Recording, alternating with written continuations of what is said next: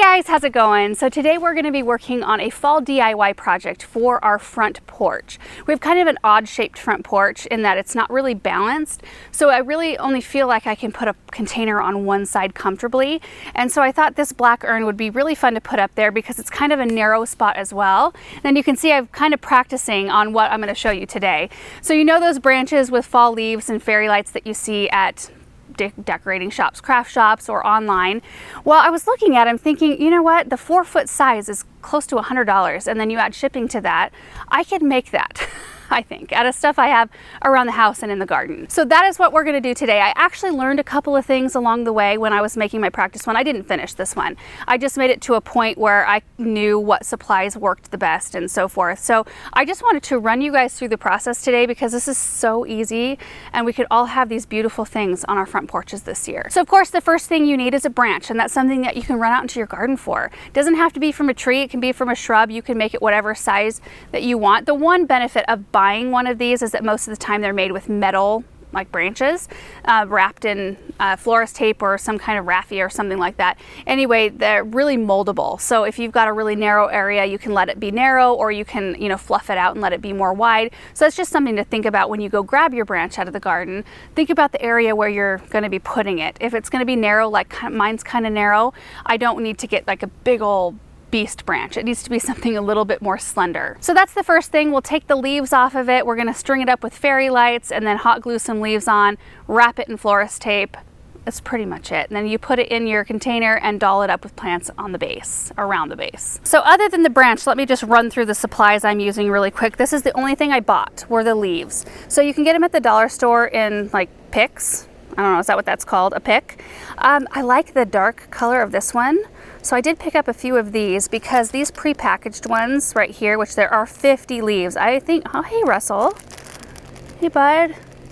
I don't think that we would need more than 50 leaves for one of these trees. So if you got a 50 leaf pack and maybe 1 or 2 of these, you're in it for only like $2 or $3 for just the leaf part. A couple of household things that we're going to be using are the scissors and the wire cutters. Now we wouldn't have to use really either of them if we didn't have this right here. These have wire inside. So anyway, we'll use the wire cutters. Actually, I don't even think I'm going to be using the scissors. So like, forget this. We don't need these. We just need these right here. I've also got a hot glue gun, which I kind of consider as a normal household tool. Most households have some sort of hot glue gun. These are the 2 other things that you may need to purchase. I did have to purchase the brown florist tape. It's important that it's brown. I had green on hand and I couldn't find brown anywhere in our town. So I ordered some on Amazon. You can get 3 rolls for like $7. So that really, I don't think we're going to use more than 1 roll for this project. So you could make 3. If you bought the same pack I did. And then you need fairy lights. So these came from Gardener's Supply like a few years ago. These are copper wire ones, but you can get some fairly inexpensive fairy lights like this size, 100 light strand for $8.99 on Amazon. I do prefer plug-in over battery for outdoor projects because batteries act weird when it gets cold.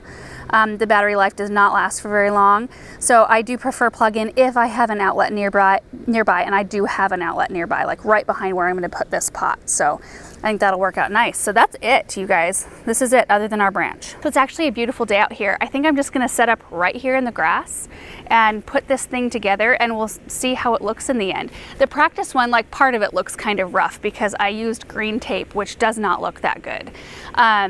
Yeah, so that's one of the things I learned.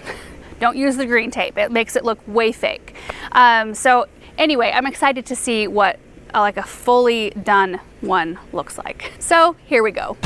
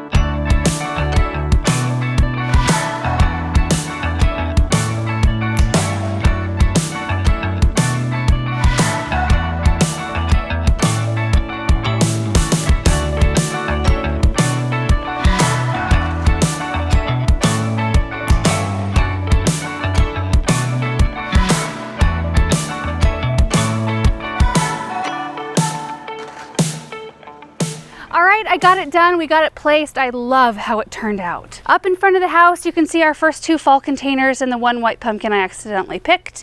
And then there it is. I love the proportions. I love how it turned out in terms of color. Now I was gonna plant up the base of it, but I figured because it's so colorful in and of itself, I didn't want to add more color and interest down below because I think it would have looked a little bit too much like a jumble. I think that it just looks really pretty the way it is. So I ended up using 3 branches, and you can't tell because that brown floral tape just covers up all the infrastructure. I couldn't find a branch that I liked the branching of. And that's not a big deal. I mean, you can glue them together. I use zip ties, zip tied the 3 of them together. One of them, like the main part, only came up this far. The other one came up this far, and then this is the original branch. So it did give some extra heft to the bottom too, which is kind of nice.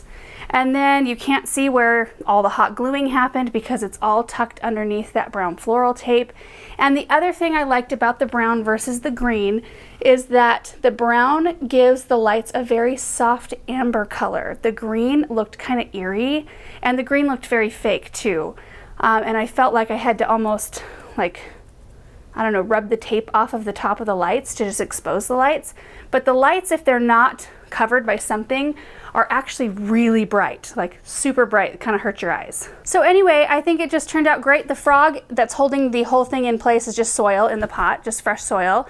And then I just top dressed it with a little bit of moss. Come out here, baby. Come look. What do you think of that? It's good. You like it? Do you want to come see something else really special? Come look. That's a pumpkin pie. Is that a pumpkin pie? Yeah, we can make a pumpkin pie with that white thing. Look at what's on the gator. Do you see what's on the hood of the gator over there? Mm-hmm. What is it? Pumpkin. Big pumpkin. You want to go get it? Sure. Okay. You want to see if you can carry it? It's pretty big. I just went out and picked this, you guys. This is a Howden pumpkin right here.